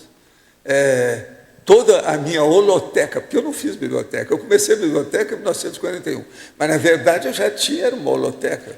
O tanto de coisa que eu fui guardando e trocando e fazendo permuta e esse processo todo para poder conquistar aquilo sem dinheiro. Como é que faz? Mas, Valdo, o caso dele agora com o processo do parapsiquismo, isso pode ajudar a abrir, né? Pode, porque... não é preciso de ver esse parapsiquismo até o ponto que foi. Ele entrando assim em Oxford, com esse negócio todo, ele vai começar a ficar bitolado com o processo da ciência convencional. Aí eles esterilizam o menino. É muita gente que já foi esterilizada. Eu conheci superdotado assim. Entendi. Que acabou esterilizado. Então, ele é aquele negócio que falhou, clefou, abortou. Então, ele era ótimo dentro daquela idade, mas na idade adulta não fez nada. Quer dizer que você acha... Vamos ver se o menino, quando crescer e chegar aos 30, aquilo que eu falo, que ele chegar na execução dos 36 anos, como é que ele vai ser? Você acha que se ele tivesse ido mais pelo caminho parapsíquico, em vez de ficar no convencionalismo... Eu, criança, começava a pensar. Pois é. Uma coisa eu vim vendo aqui, eu quero ver quando eu crescer. Minha cabeça vai crescer, meu cérebro está crescendo. Eu vou ter mais possibilidade de usar o que eu sei. Eu quero, então, lembrar de tudo que eu posso, o mais depressa possível, para colocar quando eu virar gente. Tudo isso eu falava. A minha tia Alcina virava para mim, eu já tinha 14 anos, já estava com paletó, aquele negócio todo. Quando eu ia de férias lá, às vezes ela ia do Rio, a gente encontrava, ela falava assim, esse menino só tem tamanho, mas ainda não é homem. Agora, ele é até muito elegante para a idade dele. Então, falavam as coisas, mordia, soprava. Sabe como é que é? Agora, eu ficava sabendo que o povo acabava falando para mim. Agora, o dia que ela trouxe, eu ainda criança, e ela trouxe o aparelho que ninguém sabia, e eu descobri que era um amolador de gilete, pronto, conquistei a minha tia. Entendendo? Agora, ela falou tanto disso que depois ela arranjou um cara para casar, no segundo casamento dela. Então, de tanto ela falar a meu respeito, o cara, quando foi a Monte Carmelo, me viu e falou assim, esse menino tem que ir para a Europa, tem que trabalhar com ele, devido às habilidades que ele tem e tudo isso. Agora, o homem não me mandou para a Europa, pode ser que até me salvou a situação. Claro. Ele teve um processo agudo, porque ele sofria de asma brônquica, entende? E o processo cardíaco, a asma cardíaca, ele morreu, de uma hora para outra. Agora, um homem boníssimo, riquíssimo, e eu fiquei a ver navios. Ainda passei 2 anos com o preceptor lá, para depois ir para o internato em Uberaba. Então, até que ponto, por exemplo, que o nosso amigo, entendi. Às vezes, ele ia até me desviar. Podia te desviar, é isso que eu ia perguntar. Você está entendendo? Eu não reclamo de nada. Entendi. Vamos seguir a vida do jeito que foi. A gente não sabe. Agora, ele era entusiasmado comigo. Ele teve lá essa temporada, praticamente ele queria que eu ficasse com ele, conversasse com ele, andasse com ele o tempo todo. Ele de vez em quando tossindo, por causa da asma, aquele negócio todo, bravo. Agora, acabou aquela asma, acabou com ele. Ele já estava muito prolongado, o negócio dele era difícil. Mas agora, nunca pude esquecer esse homem.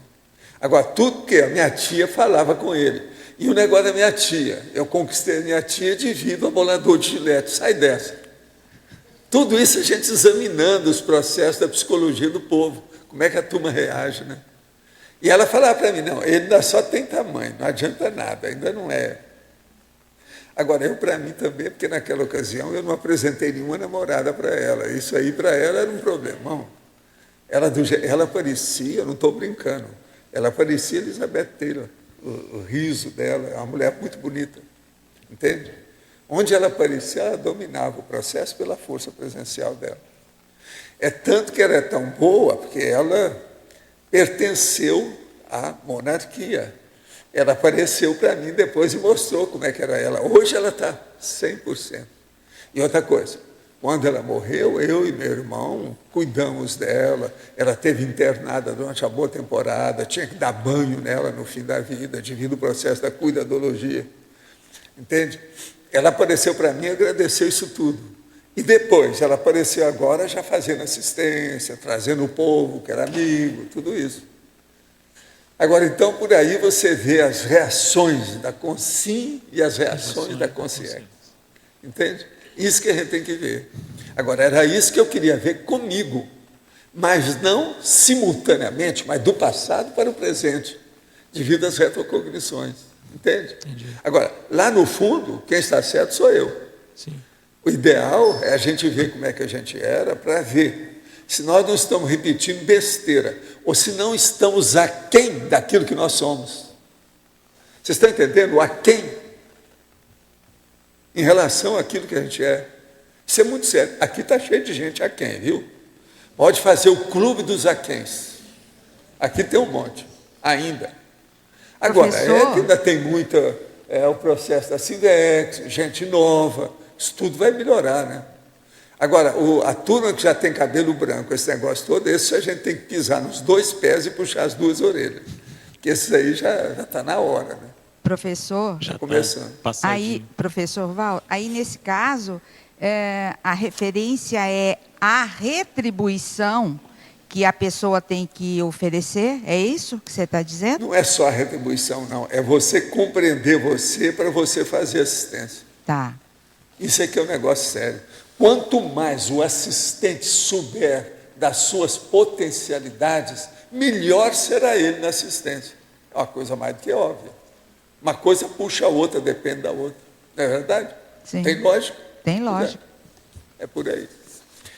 Professora Alzira, Fatologia, página 41, final da 7ª linha de cima para baixo. O abalroamento interconsciencial. Você já tocou aí rapidinho, né? Falei, mas tudo bem, a gente repete, né? É o embate consciencial, né, professor Valdo? São as relações pessoais com as outras pessoas, com as outras consciências, né? Como que é a sua relação com as demais pessoas, né? 9ª linha de baixo para cima, a reeducação consciencial a partir da nova tarefa assumida. Poderia comentar mais um pouco? A reeducação consciencial, aqui, né? 9ª linha de baixo para cima, a reeducação consciencial a partir da nova tarefa assumida. Pois é. Aqui é, digamos assim, eu vou dar uma casuística, pessoal, para eu aprender com isso e até ajudar. Por exemplo, eu estou na equipe do Holociclo, né, de terapeuticologia. O que a equipe da terapeuticologia faz? Estuda as doenças, né, para poder fazer a terapêutica das doenças. E esse é um processo de reeducação para mim. Porque eu tenho que estudar todas as doenças, eu tenho que ver que a doença se desenvolve. Mas você já né? trabalhou comigo na etimologia, numa opção de coisas. Já, mas eu estou fazendo uma reeducação, né, professor? Pois é. Porque, assim, a partir do momento que eu estudo aquela doença, que eu vejo quais são as causas, quais são os fatores, né, que desencadeiam aquela doença, ao fazer a terapêutica, eu já fico ligada, né? Opa, isso aqui eu já não posso mais fazer. Ou seja, eu estou me reeducando em cima de uma pesquisa que a gente está fazendo lá, né? Tem um amigo meu que disse o seguinte: diploma só serve para uma coisa, para ver se a pessoa toma vergonha na cara. Vocês estão entendendo a decorrência disso? Com o diploma na mão, não, eu tenho um diploma, eu estudei, eles me diplomaram. Isso aí eu tenho que saber. Se eu errar nisso aí, como é que fica? Perante eu mesmo, eu comigo. Então, até um certo ponto, o diploma, nesse sentido, tem valor. É que ninguém quer saber muito disso, não. Tira o corpo fora, salta de banda, se puder. Uma outra coisa que eu posso falar com relação à minha profissão, as duas que eu tive, né? Educação física, imagina, trabalha com soma. E fisioterapia, eu atuei muito na área de reeducação postural. Então, mas assim, a fisioterapia é muito importante na questão da energia, porque você pega diretamente no soma, nas energias. Então, é diretamente no chakra das pessoas. Isso aí é seríssimo, é o poro, a pele. Então, eu atuei muda muito. Não é a mesma coisa de educação física. Não é. Tanto que quando eu atuei na reeducação postural, na clínica, é bem interessante ver esse processo da reeducação, de fato, das pessoas que passam por esse tratamento. Eles mudam muito. Pois é.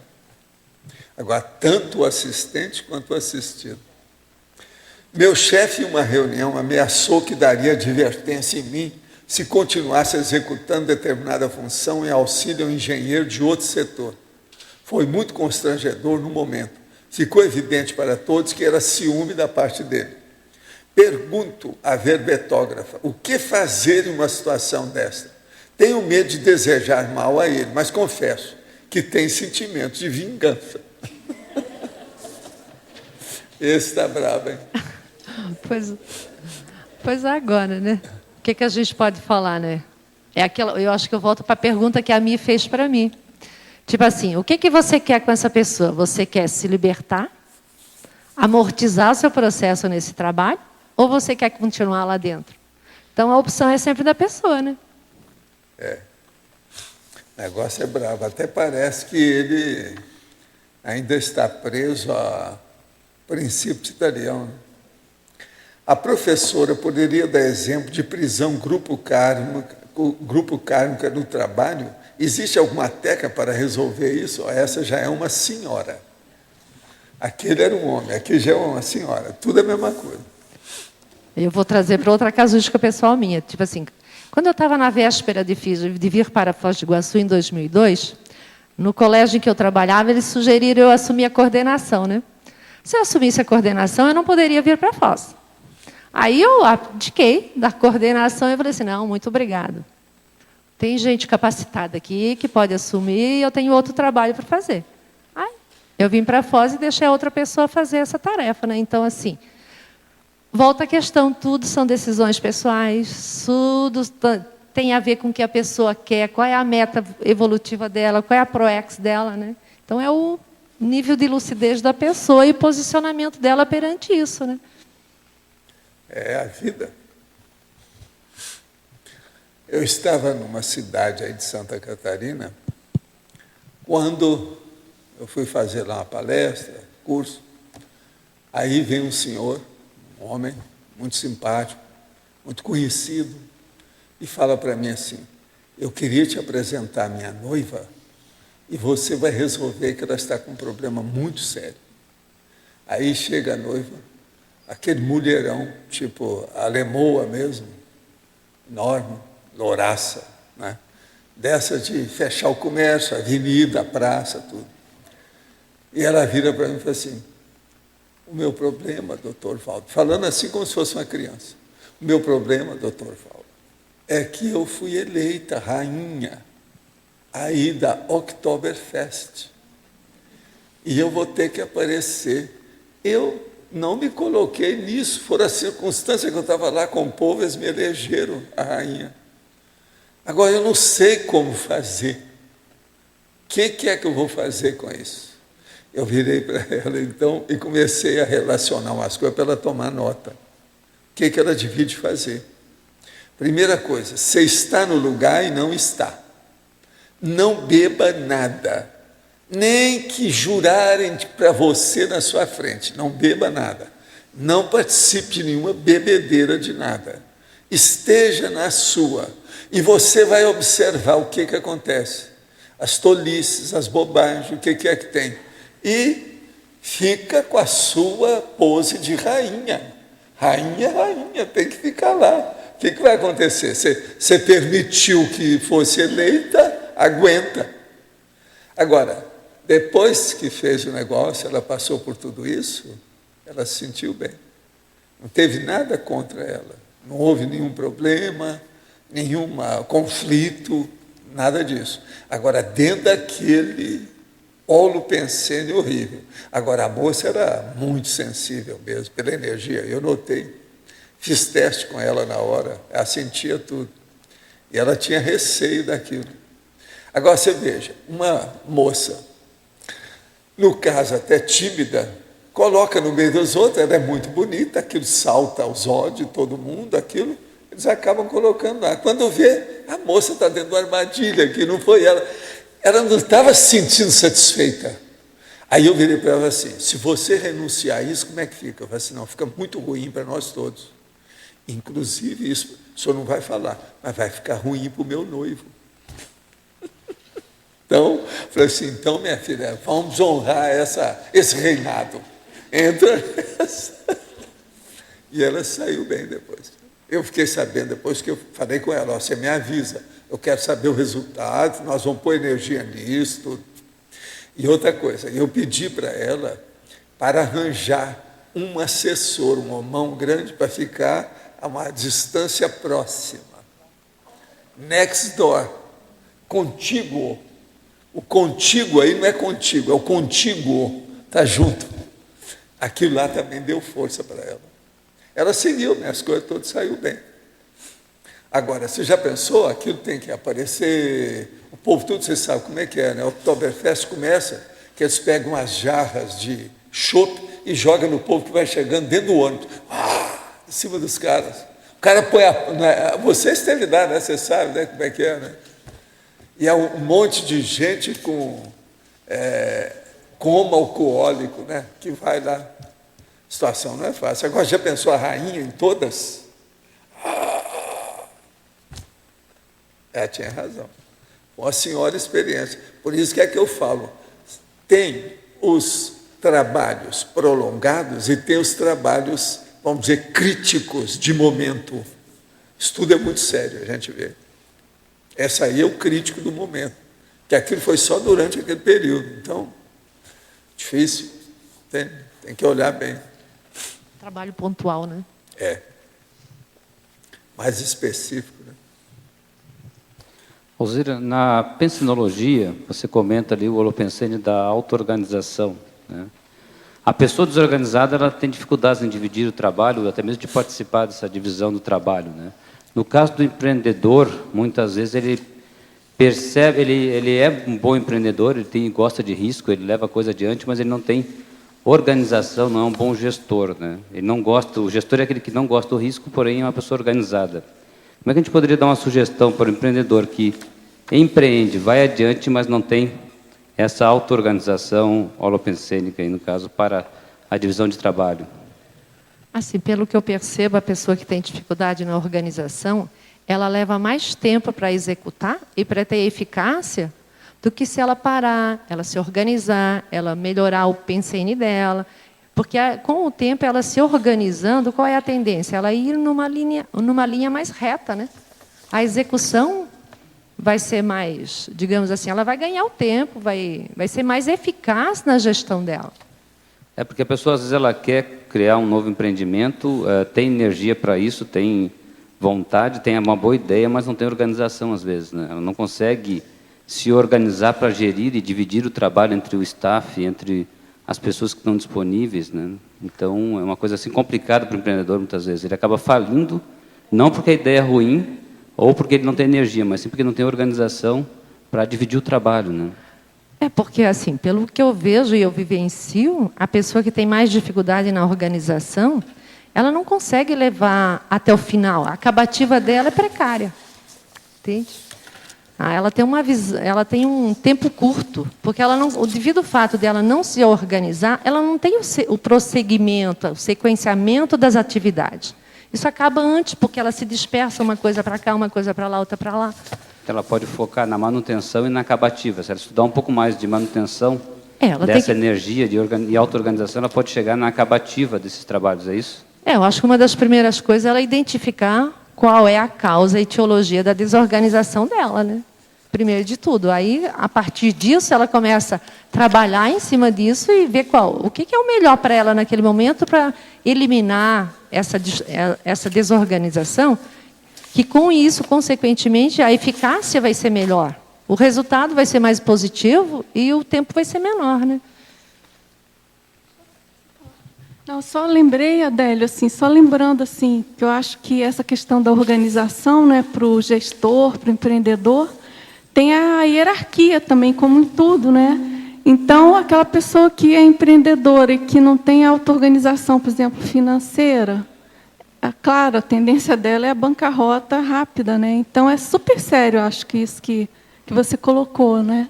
Que aí, no caso do verbete da Alzira, na própria divisão do trabalho, se a pessoa não faz isso com organização, ela vai priorizar o que não é prioritário, e isso vai gerando divisões incorretas e piores, né? Não eficazes, gerando vamos dizer assim, uma bola de neve de ineficácia, né? Você não acha, Alzira? Eu também vejo que muitas vezes ela pega muita coisa para si e não consegue gerenciar isso e acaba esquecendo que ela pode delegar muitas vezes no grupo, mas precisa ter organização para isso, precisa ter organização para poder delegar e acompanhar, né, dar o empowerment no staff, né? Sem dúvida, sim. Alzira, Djalma aqui. Na interaciologia me chamou a atenção na antepenúltima linha, ali, interaciologia, página 42. Uhum. Na segunda linha, no final da segunda linha, a interação, autodisponibilidade intrafísica, acessibilidade extrafísica. Fala um pouquinho dessa coisa para a gente. Assim, eu vejo assim, sua vivência. Na hora que eu vejo que a pessoa ela se disponibiliza para o trabalho, ela, consequentemente, ela vai criando um holopensene assim, mais favorável para que os amparadores ou a equipe extrafísica possa acessá-la. Porque quando a gente não está disponível para as tarefas, fica difícil você, por exemplo, alguém acessar você, tanto aqui no intrafísico como a equipe extrafísica. Se a pessoa não se disponibiliza, por mais que você sabe que aquela pessoa tem aquele talento, tem aquele trafor, mas ela não está disponível, então não tem acesso, né? Assim, isso reverbera também, eu penso, no extrafísico. Se você disponibiliza para as atividades assistenciais, a acessibilidade extrafísica, a equipe de amparadores, aquilo que o professor Valdo sempre diz, né? Investe, que sempre você terá o retorno, né? Alzira, aqui é a Rosa B. Na Crescendologia, página 42, tem o último crescendo. Não sei se você já falou, que eu tive que me ausentar um pouco.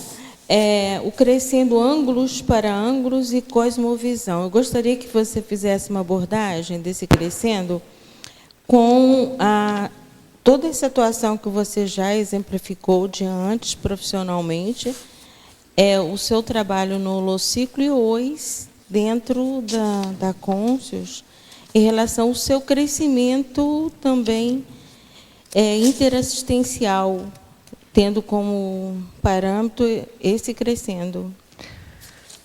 Assim, eu começo a explicar isso, Rosa, assim, eu sempre tive uma meta na minha vida. Eu sempre sabia que eu tinha que chegar em algum lugar. Tanto que, quando eu estava em Joinville, que eu não havia acessado a Conscienciologia, eu escrevia no meu diário à noite assim: vou encontrar um lugar onde eu possa fazer pesquisa, me autoconhecer. Quando eu cheguei aqui no holociclo, quando eu cheguei aqui no CEEC, que eu vi o holociclo, eu falei assim: aqui está o local. Então, assim, qual era o meu para-ângulo com relação a isso? Por que eu tinha essa visão? Mas eu não sabia o que era, eu não sabia que existia isso aqui. E isso vai dando uma cosmovisão maior. Quando eu entrei dentro do holociclo, a gente começa a pesquisar, ver toda aquela abrangência de equipes, de livros, de dicionários, de tecas, vai aumentando tudo, você vai mudando a visão e você vai se identificando com as suas especialidades, com os seus talentos, com os seus trafores. Isso vai chegando às pessoas. Quem são as pessoas que você atende? Por exemplo, o holociclo chega muita gente. Quem é que você atende lá? Por que aquelas pessoas estão naquele contexto em que está no momento que eu estou como mantenedora do holociclo? Então, assim, tem os ângulos, tem os parângulos, mas qual é a cosmovisão que a gente tem que ter? O professor Val sempre diz assim: veja o que está por trás, né? Qual é o perfil da pessoa? O que ela faz neste momento aí? Qual é o contexto? Então, assim, ter uma visão mais abrangente de que a gente é uma mini peça num maxi-mecanismo, que naquele momento eu estou naquela função por algum objetivo e por uma finalidade. Então, assim, sempre procurar ver, desfocando a pessoa de si, mas procurando ver o outro, personalizar o outro que está aí. Vocês já viram que o holociclo tem sido uma catapulta para a verbetografia, né? Cristiane, Kátia, você, ela, você, é um monte. Todo mundo que passou por lá, que fez um estágio maior, já defendeu aí, ou está defendendo o verbete. Agora, para você. Teoriologia, página 41, segunda e terceira linhas. A teoria da amortização dos endividamentos das interprisões grupo-kármicas. Professora, você tem exemplo teático para explanar? A reeducação pensênica ou a reciclagem pensênica não caberia em algum item do seu verbete?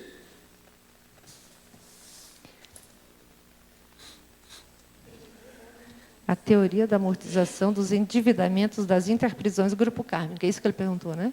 É para falar sobre isso, né? É isso que ele perguntou aí? Tá.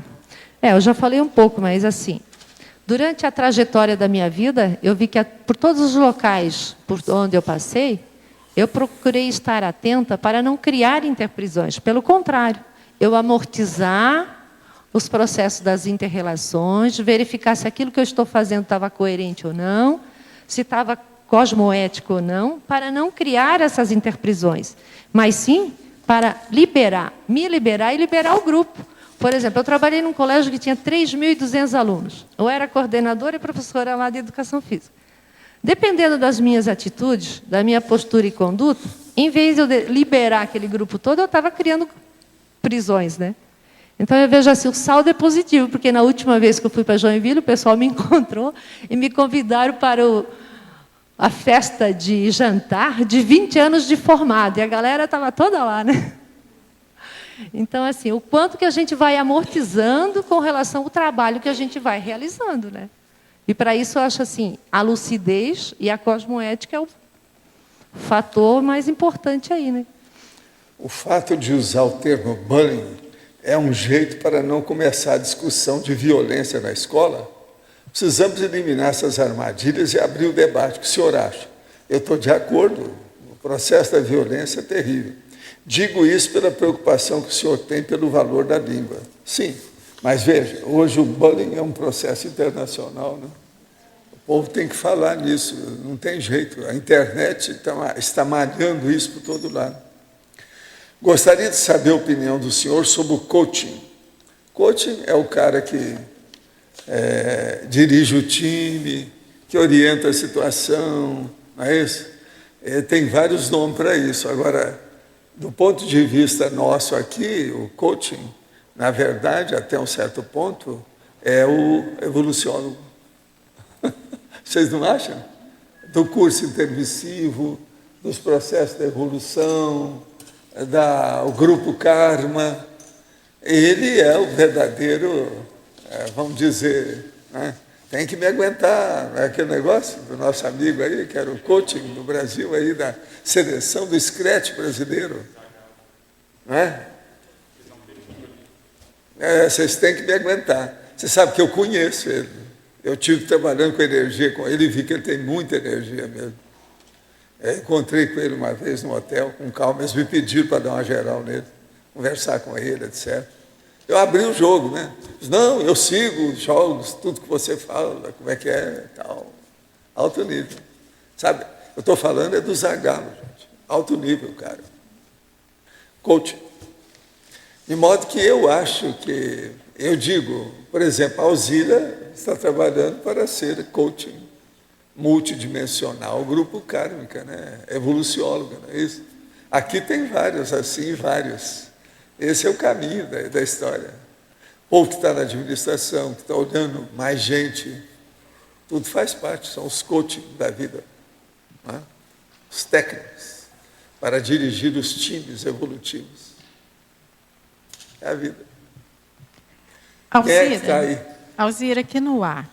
Na fatologia, na 7ª linha de baixo para cima, eu não sei se você já falou, mas se falou, tudo bem, a gente passa para outra. Você fala na igualdade de oportunidades evolutivas. Como é que é isso? Como é que existe algum parâmetro? Porque está sempre chegando gente, saindo gente, e a pessoa se afasta, volta. Como é que é isso? Como é que você faz essa análise e determina? Dentro do, assim, o que eu pensei quando eu coloquei isso, é que assim, a gente tem igualdade de oportunidade. Agora, o que vai diferenciar é a coragem da consciência de assumir aquilo. Por exemplo, você vai numa situação, digamos, aqui, por exemplo, aqui no voluntariado. O professor Evaldo, muitas vezes aqui na tertúlia, ele pergunta quem tem disponibilidade para atuar em determinada área. A situação, a tarefa está aí. As pessoas se disponibilizam ou não. É uma igualdade. A disponibilidade da tarefa e da situação está aberta. Agora, quem que se disponibiliza? Então, eu pensei nesse sentido, sabe? Todo mundo coisa, tem. Né? Tem um outro aspecto da disponibilidade que nós falamos aqui, que é aquela até do hobby da pessoa. Por exemplo, essa semana aí, faz poucos dias, eu falei sobre um gato preto, quem queria ficar com ele. Isso é o convívio doméstico, em casa, afetivo. É o social da pessoa, não é isso? Você veja que nós mexemos com a turma para ver se sai da inércia. Faz parte do serviço. E é muito importante, por exemplo, uma pessoa que arranja um cachorro e começa a andar com aquele cachorro, porque o cachorro precisa de andar de vez em quando, tem que sair de casa, aquele negócio todo. Isso aí faz com que a pessoa ande, caminhe. Você está entendendo? Vê a natureza, vê a situação, pelo menos vai pegar alguma pulga na grama, alguma coisa. Mas uma coisa muito séria é o seguinte: as pessoas que têm dificuldade, preguiça ou não têm motivação para fazer exercício, se ela pegar um cachorro e começar a andar com ele, ela vai ser obrigada a andar. O cachorro vai ser uma ótima desculpa que ela nem viu quando ela entrou fazendo exercício. Praticamente com o cachorro, quase sempre se anda. O passeador de cachorro anda quase todo dia com ele, né? Então, isso é muito importante para aquelas pessoas que precisam fazer esporte, para poder fazer a ginástica. Ela não consegue fazer na televisão a ginástica, ou sozinha no banheiro. Ela precisa de uma assembleia, de uma plateia para aplaudir o que ela está fazendo. Então, é igual a pessoa. Por exemplo, uma pessoa que solta gargalhada, geralmente ela tem que ter uma plateia, senão ela não gargalha. Ela ri pouco. Ri um pouquinho e fica nisso. A maior parte do povo que gargalha é porque tem uma plateia. Tem que ter um auditório. Então, muita gente do esporte é a turma da gargalhada. Entende como é que é? Eles precisam de ter alguma coisa. Ele não tem incentivo, estímulo, motivação, entende? Determinação própria para fazer a ginástica isolado, sozinho. Por isso que na esteira aeróbica a gente recomenda, não, olha a televisão, vê alguma coisa. Porque senão só o barulho da máquina já perturba a pessoa, ela sozinha. É um problema. Ou se não, se ele puder, arranjar alguém da família e conversar com ele enquanto ele está andando.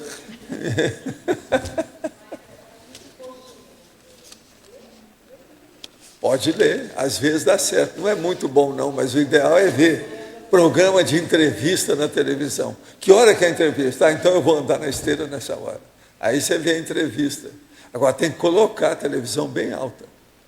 Eu tenho uma televisão colocada junto dela lá, então eu já ligo antes, já sei o horário, como é que é. Você vê tudo. Eu quase sempre ponho bem alto. Agora, quando é canal estrangeiro, por exemplo, a BBC, a gente tem que ouvir melhor, às vezes, que a BBC às vezes tem uma certa dificuldade no som aqui. Mas agora, por exemplo, a CNN, não, você escuta direitinho em inglês, as coisas estão bem claras. De modo que tudo são macetes, são técnicas para a gente poder conviver com o corpo, as pessoas e os subhumanos. Não é isso? Faz parte do serviço. Professor Valdo, sim, por gentileza, você poderia esclarecer, é uma questão pessoal, quando é que a gente pode ter um parâmetro daquilo que daquilo que vem a ser cosmoética? A gente começa a ter essa visão com a cosmovisão e o parapsiquismo. A cosmoética ela se amplia com a cosmovisão da pessoa e o parapsiquismo, a multidimensionalidade. Ela tem que ver o que ela faz. Agora, uma coisa séria para a pessoa começar a entender a cosmoética mais de perto é o seguinte: pense antes no outro, depois você pensa em você. Se você pensar no seu semelhante ou no outro, em outrem, em alguém, para ajudar positivamente, isso é o início da cosmoética. Uma pessoa chegou para mim e falou assim: eu quero fazer o meu código pessoal de cosmoética. O que é que eu devo pensar em primeiro lugar? Eu falei assim: no outro. Pensa na assistencialidade. Ele não vai errar se fizer uma coisa dessa. Você não acha? Não tem lógica? Tá, mas, professor Valdo, a questão assistencialidade, vejo assim, é um guarda-chuva. É um guarda-chuva, tá? E a gente tem que estudar muito. Por exemplo, eu vou te contar o que está acontecendo hoje comigo. Eu recebi um pedido de Tenex para ajudar uma pessoa que atropelou um senhor. Agora, ela foi ajudar essa pessoa que atropelou, foi atropelada. Ele só machucou o negócio da mão, mas foi atropelado. Então, foi examinar a família, aquela coisa toda. Ele já tinha sido atropelado exatamente 7 vezes.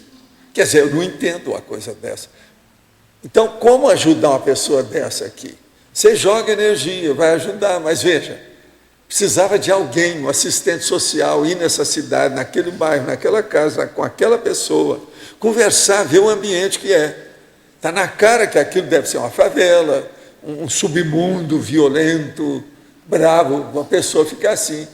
Então, não tem médico, não tem psicólogo, não tem gente da família, não tem uma pessoa que gosta dele, que dê uma orientação para ele. Qual a deficiência de uma pessoa sofrer 8 abalroamento de carro na rua? É demais. Eu nunca vi um caso igual a esse. Eu ouvi isso, estava falando aí com a turma, gente, em que mundo nós estamos? Como é que nós vamos? Agora, a pessoa me mandou pedido para ver o que é que podia ajudar.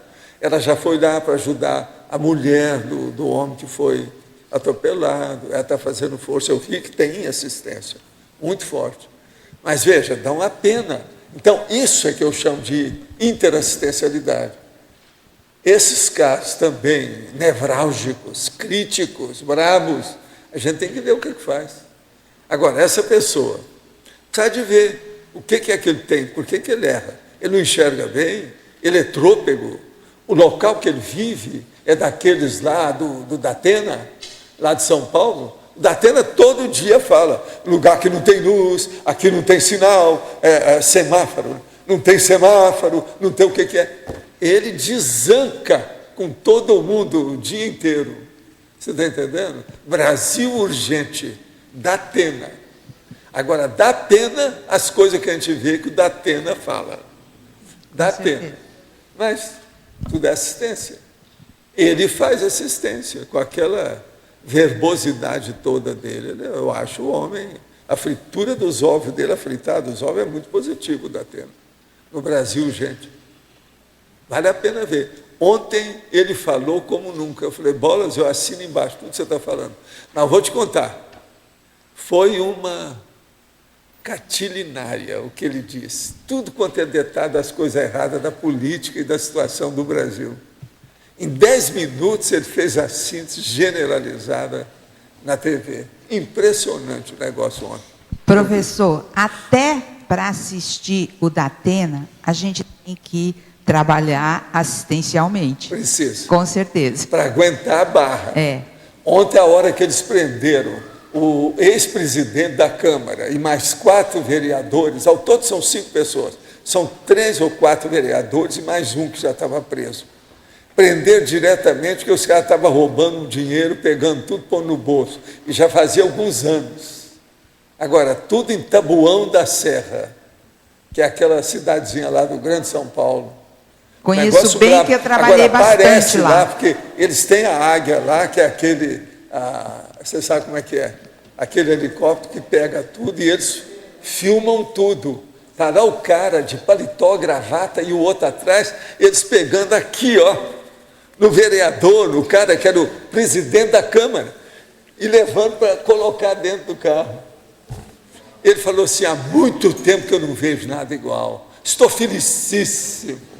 Isso é uma reação em favor do povo brasileiro. Mas daqui a pouco ele está na rua. Pagou o que ele mas tem ele fala isso tudo. É. Não, mas o que ele falou ontem foi incrível. Ontem ele estava com a corda toda. Era o dia dele. Entende? Agora, veja, isso é o Brasil e é o processo de assistência.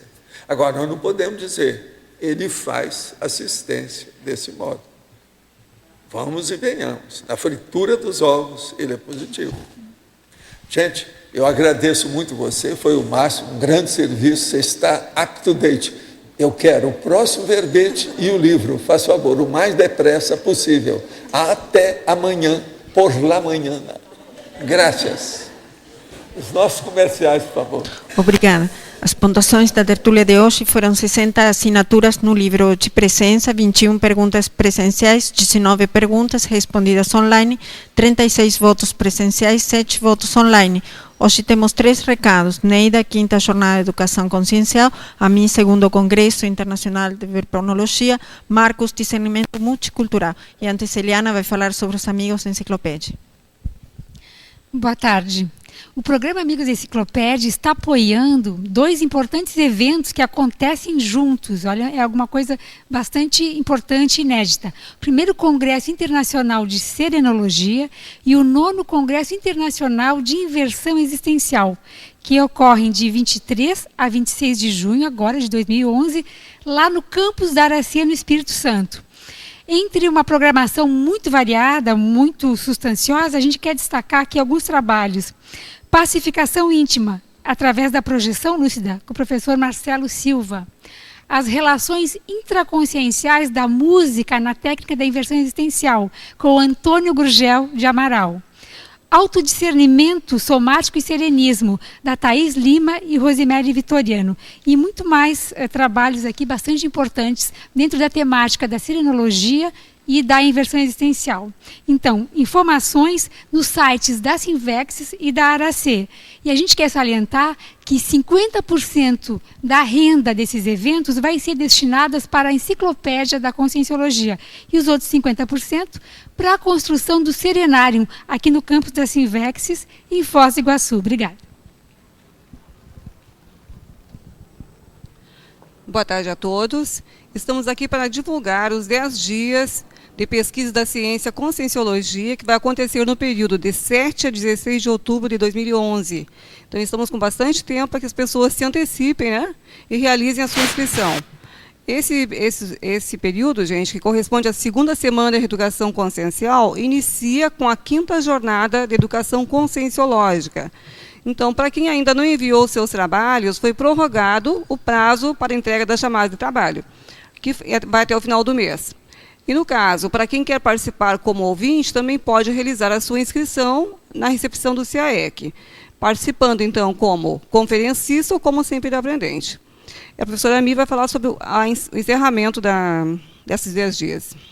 Então, logo após a 5ª jornada de educação, acontecem alguns cursos da reaprendência e um debate que é aberto para toda a comunidade, para estarmos debatendo o que é ciência conscienciológica, o que diferencia da dogmatismo, né, das religiões e da ciência eletronótica.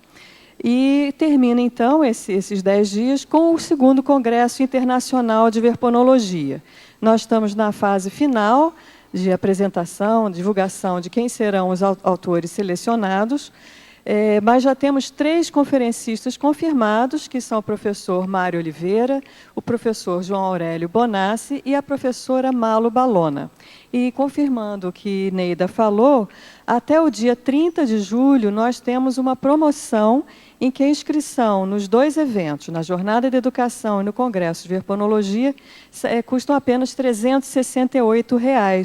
Então, vale a pena, a gente está cheio de promoção, de viagem aérea também, esse final de semana teve um monte.